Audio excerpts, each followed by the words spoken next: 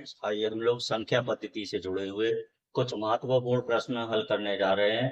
और स्टूडेंट्स, मैं आपको बताता चलूं, इस चैनल के माध्यम से आज से मैंने ग्रुप डी स्पेशल श्रेणी स्टार्ट की है। आप लोग वीडियो को जरूर देखें। और 17 नवंबर 2025 से ग्रुप डी की परीक्षा प्रारंभ होने जा रही है। आप सभी अपनी तैयारी को बहुत ही अच्छी तरह से मजबूत कर लें और अपनी परीक्षा में आप सफलता प्राप्त करें। चलिए देखते हैं पहले प्रश्न में क्या कह रहा है। तो देखिए, पहले प्रश्न में कह रहा है 300 से 1000 के बीच में ऐसी कितनी संख्या हैं जिनमें 7 से पूरी तरह से भाग चला जाए या वे विभाज्य हो जाएं।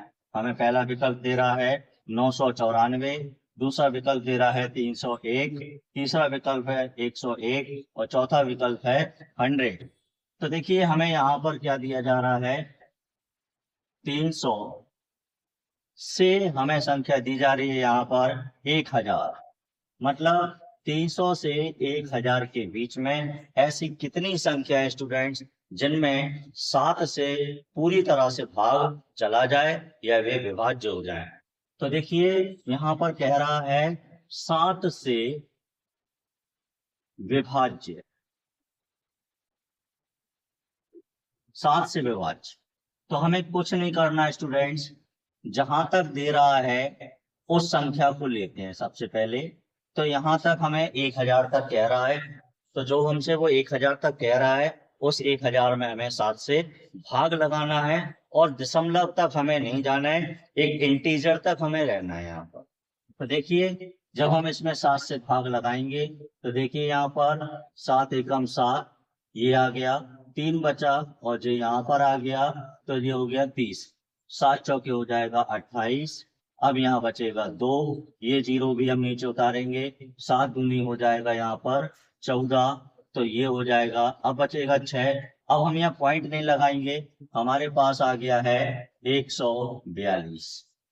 इसी तरह से इस तरफ आएंगे, इस तरफ हमें 300 या जो भी संख्या दी है उससे एक कम जाएंगे, एक, तो इससे एक कम जाएंगे, आ गया 299। इसमें भी हम 7 से भाग लगाएंगे तो देखिए स्टूडेंट, यहाँ पर हो गया 7 चौके 28। अब बचा यहाँ पर एक, इस 9 को यहाँ लिया 19, 7 दूनी हो गया यहाँ पर 14। अब हमें पॉइंट तक नहीं जाना स्टूडेंट्स, तो हम इसको यहीं तक ही लेंगे, तो यहाँ आ गया 42, यहाँ आ गया 42। अब जो मान आते हैं इन दोनों मान का क्या निकालते हैं, अंतर, मतलब माइनस। जब हम माइनस करेंगे तो हमारे पास आ गया यहाँ पर 100। मतलब यहाँ पर 100 या 100 संख्याएं हैं जो 7 से पूरी तरह विभाज्य जाएंगी और इस प्रश्न का इसलिए उत्तर हो जाएगा विकल्प डी। आइए स्टूडेंट देखते हैं अगला एक और प्रश्न। बस यहाँ प्रश्न में थोड़ा सा बदलाव हुआ है। तो देखिए, अगले प्रश्न में कह रहा है 100 से 200 तक की ऐसी कितनी बीच में संख्याएं हैं जो कि 9 और 6 से पूरी तरह विभाज्य हैं। अभी तक हम देख रहे थे हमारे पास जो संख्या थी वो एक ही आ रही थी, उस एक संख्या को हमें पता करना था कितनी संख्या ऐसी मिलेंगी जो बीच में विभाज्य हो जाएंगी। लेकिन अब हमारे पास संख्या स्टूडेंट्स 2 आ गई। कुछ नहीं करना है हमें, जैसा कि वो हमसे कह रहा है यहाँ पर कि 100 से 200 तक की ऐसी कितनी संख्याएं बीच में पड़ेंगी जो कि 9 और 6 से पूर्णतः विभाजित हो जाएं। जैसा कि पहला विकल्प दे रहा है 5, 4, 6 और 8। तो देखिए, हमें यहाँ पे कह रहा है 100 से 200 के बीच, ये बीच वाला जो शब्द है बीच, ये जरूरी हमें ध्यान रखना है।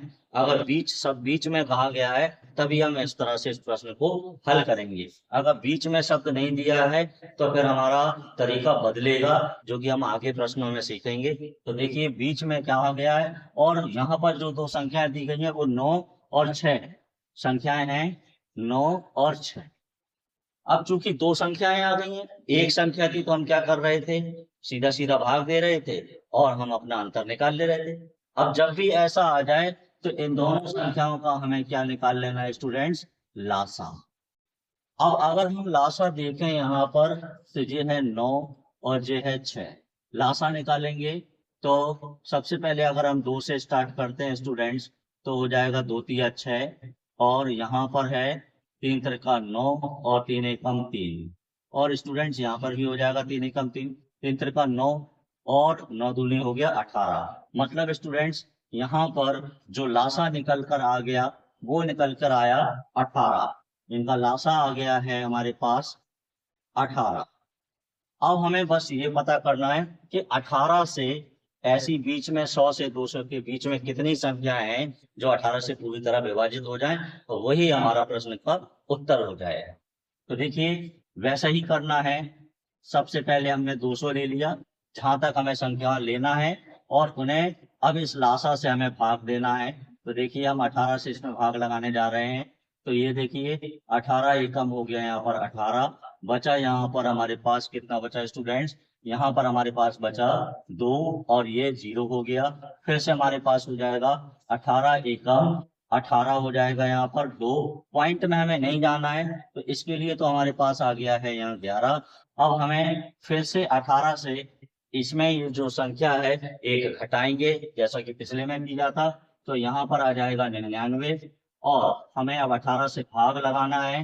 तो यहाँ पर अगर हम देखें 18 पंचे हमारे पास हो जाएगा 90, हमारे पास हो गया 18 पंचे 90 हो गया। यहाँ बचा हमारे पास 9। हमें पॉइंट में नहीं जाना है, तो इसका और इसका अंतर हमारे पास आ गया, कितना आ गया है 5। अगर हम इन्हें अंतर निकालेंगे तो हमारे पास आ जाएगा 6। मतलब यहाँ पर 6 ऐसी संख्या है जो पूर्णतः 9 और 6 से विभाज्य हो जाएंगी। इसलिए इस प्रश्न का उत्तर हो जाएगा विकल्प सी।